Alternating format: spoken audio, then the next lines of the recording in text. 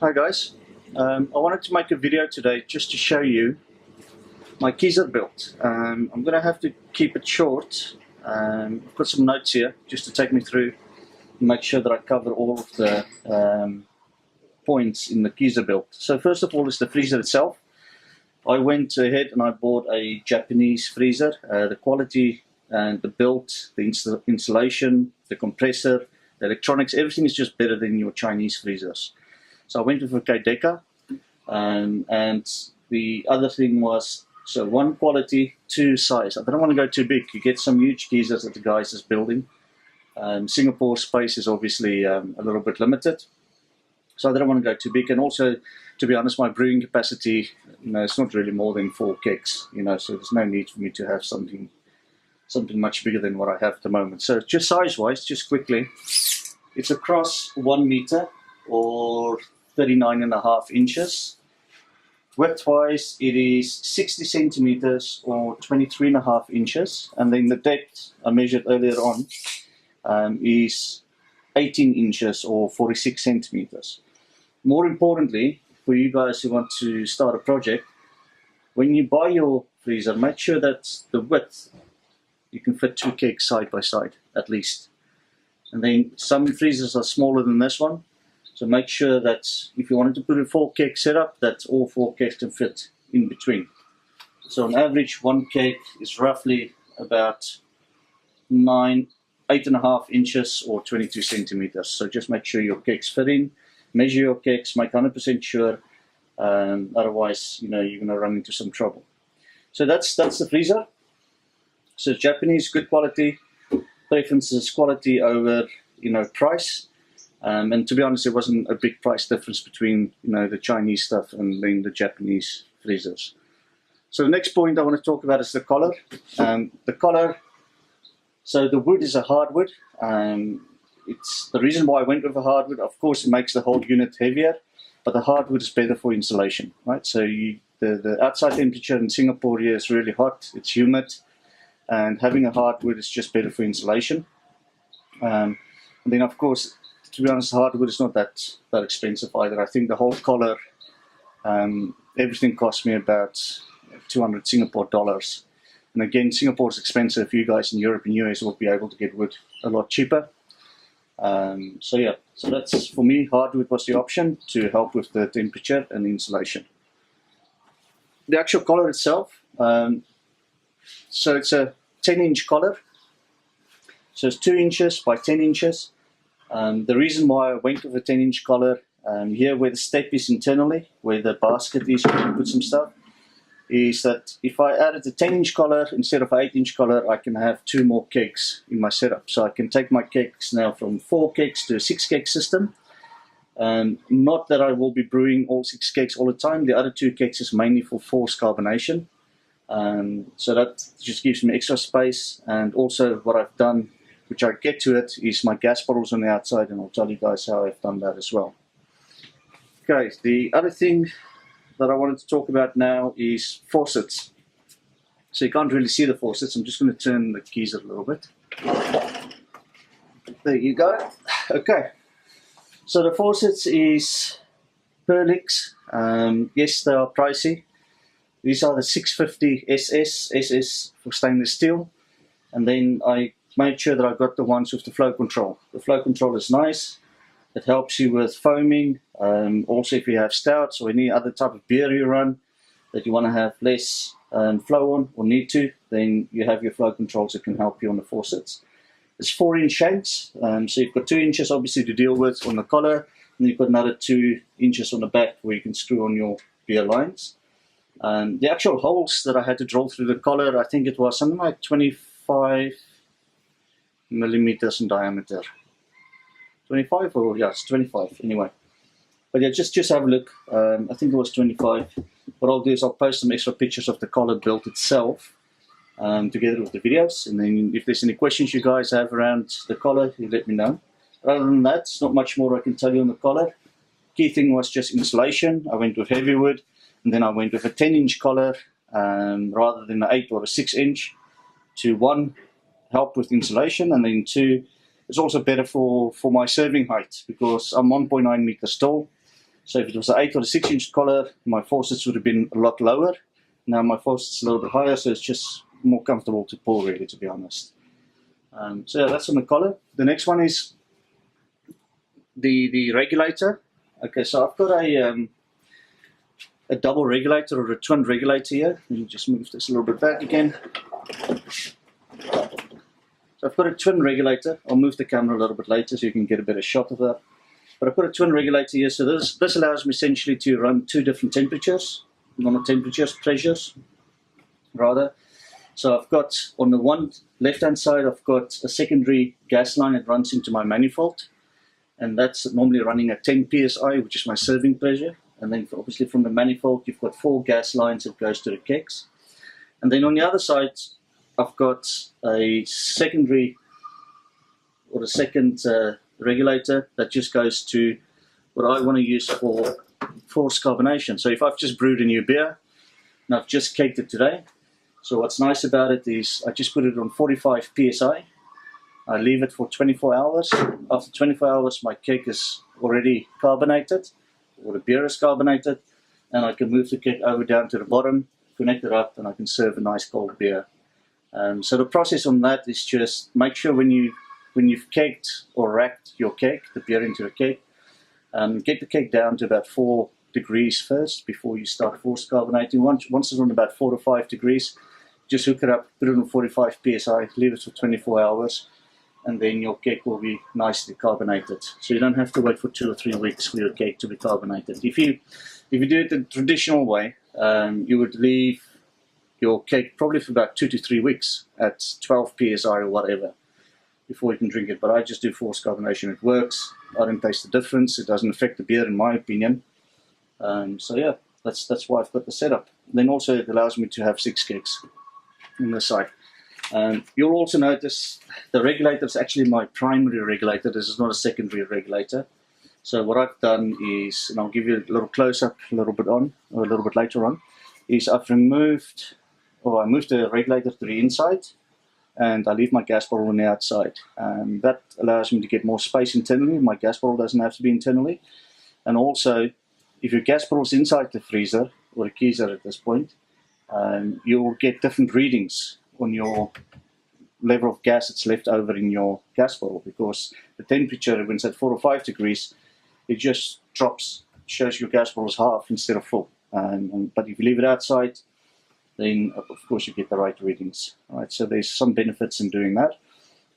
Again, the hose for the primary gas hose, I got this from a hydraulic hose supplier. So any company that does hydraulic couplings, hydraulic hoses, you just take your regulator to them, and they can do the retrofitting for you with various fittings, and then that hose can be obviously run through the collar. I've drilled a hole there, I'll show you a little bit later, and then it just goes to my gas bottle.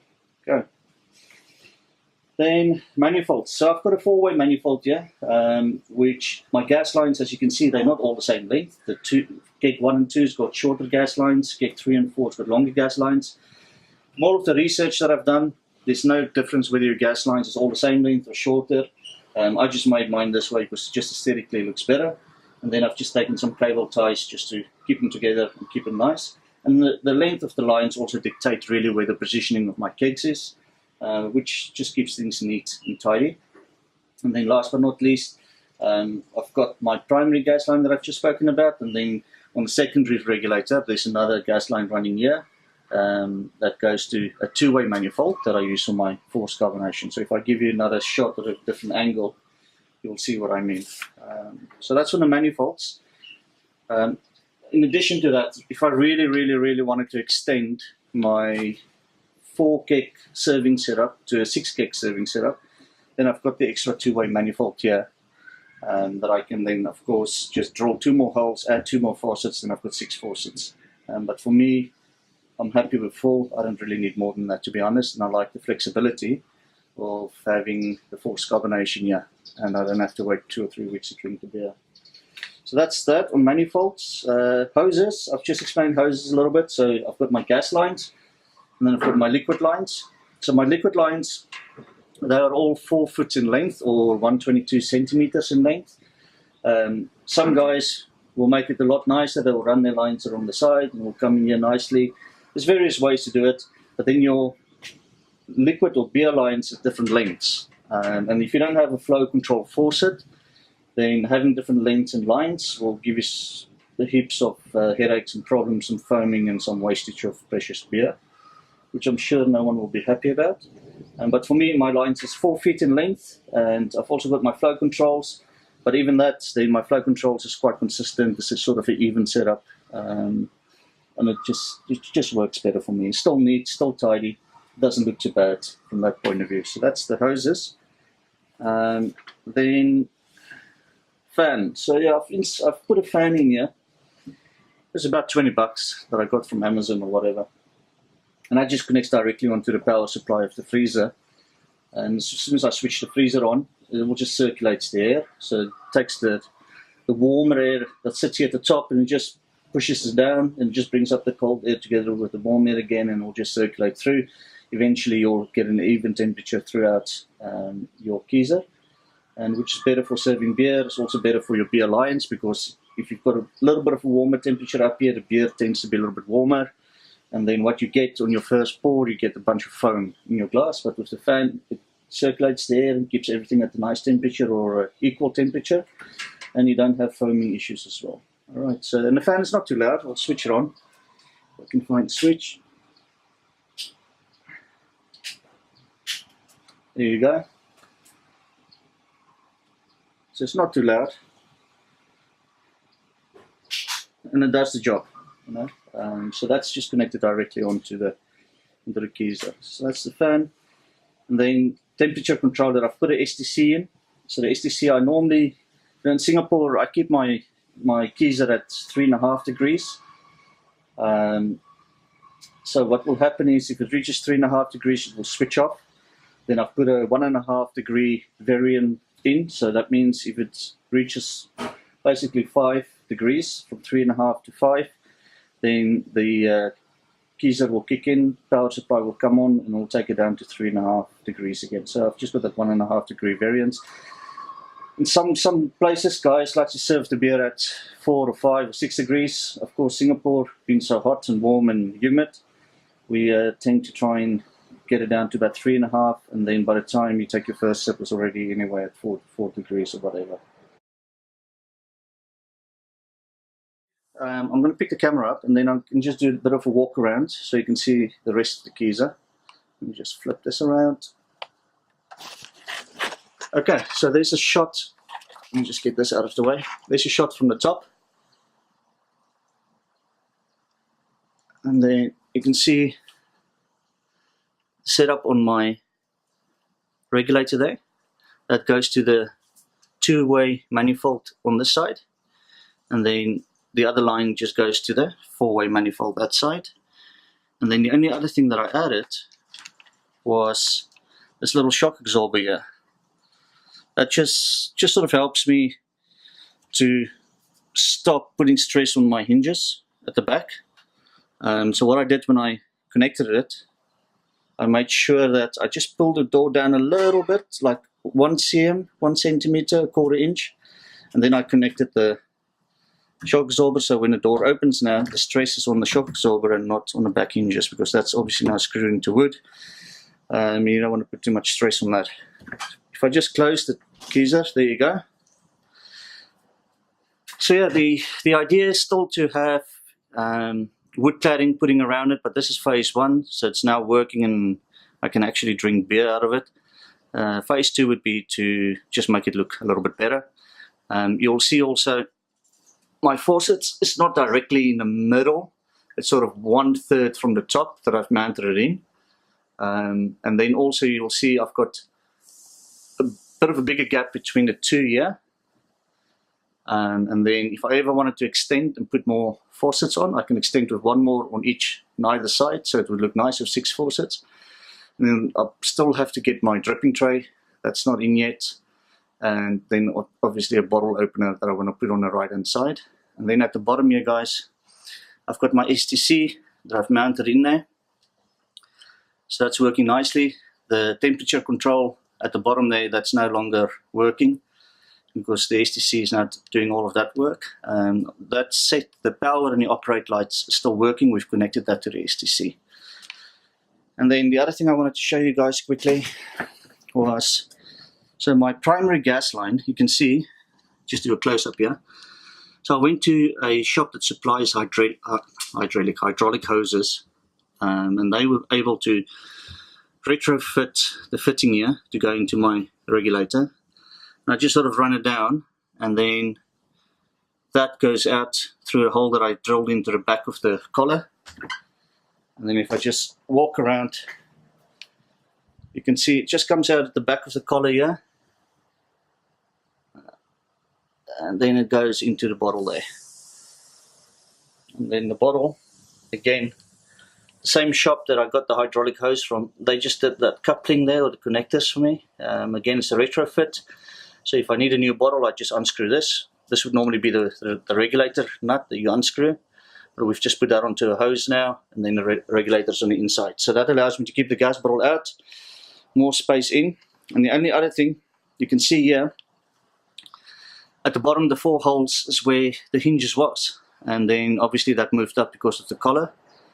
And then I had to extend this little wire here as well, which is just for the light, the LED light on the inside. Just open this up. I just want to show you, if I switch the lid on, or switch the Keezer on,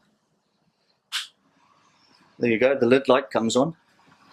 So that LED light used to be like a white bluish color and it just looked horrible. So I put some orange cellophane in there. Just when you open a lid, it just gives a nicer color on the inside of your Keezer.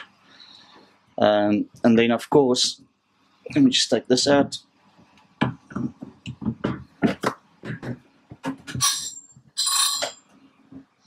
That was the fan. So I can put 2 extra kegs there. There's enough space to have the 2 extra kegs there, and then I've got a bottle with the STC's temperature probe in the corner. That's just taking the measurement of the temperature of the bottled water, which is a little bit better. But yeah guys, so that's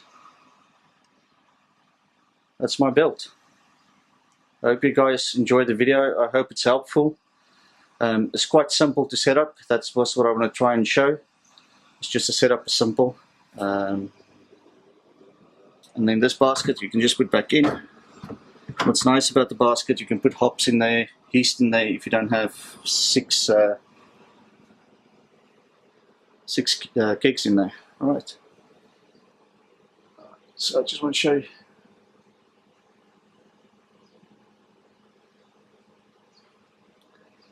Alright guys, I hope that's helpful. The cost, again, nothing is cheap in Singapore. All in all, it cost me about 1,800 USD for everything. Everything is new. The only thing that's not new is these 2 cakes here. They're ones that I've had for a while. I bought 2 new cakes that's on the left there, and I'm planning to buy 2 more cakes that I can do my force carbonation. Alright guys, I hope you enjoyed the video. What I'll do is I'll post some extra pictures of the build of the collar. It's quite simple and straightforward, to be honest. Any feedback, comments will be appreciated. Any questions, let me know and I'll answer them as best as I can.